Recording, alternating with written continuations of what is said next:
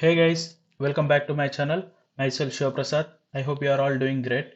If you are new to my channel, don't forget to subscribe and don't forget to tap the bell icon so that you won't miss any updates from my end.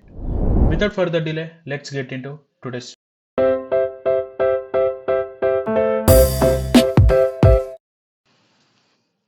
So we are going to solve this problem.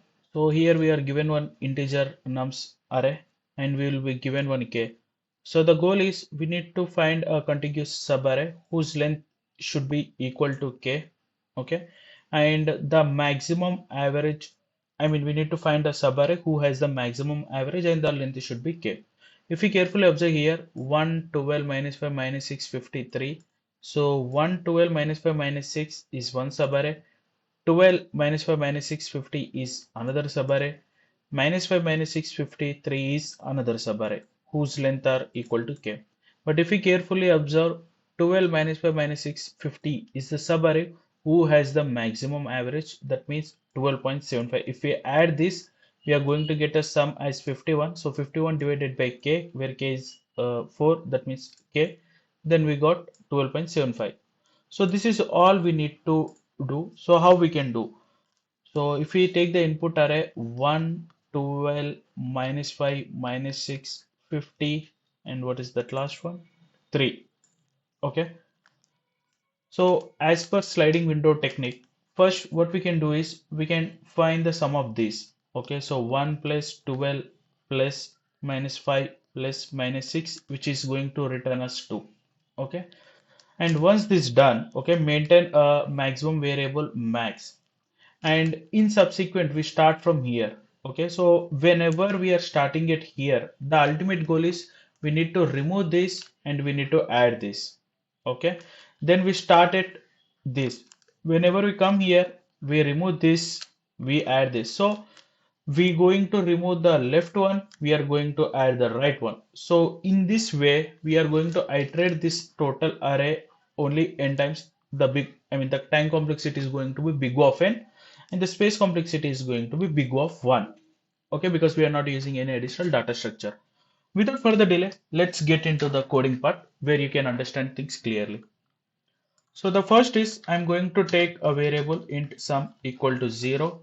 Then first I'm going to find the first k subarray, k length subarray I int I equal to 0, I less than k, I plus plus sum equal to nums of I. Okay, so this returns me some value, right? So I'm assigning that to some max.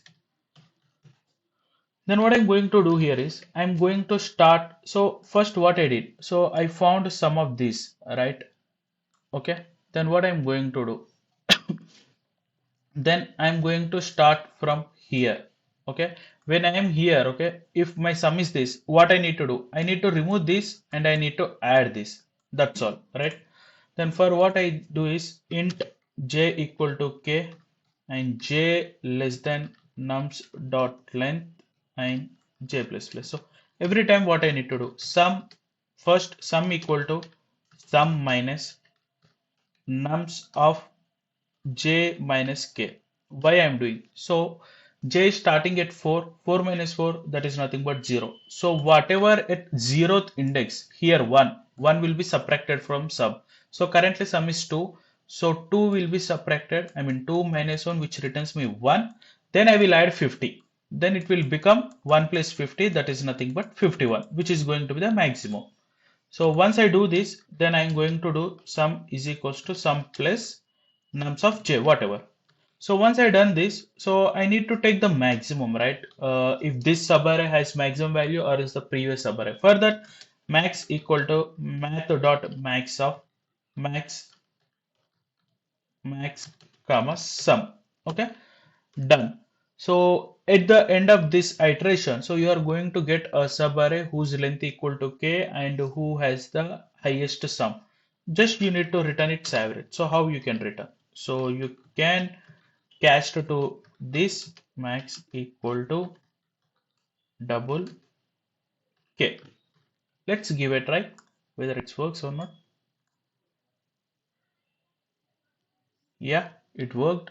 So Let's submit.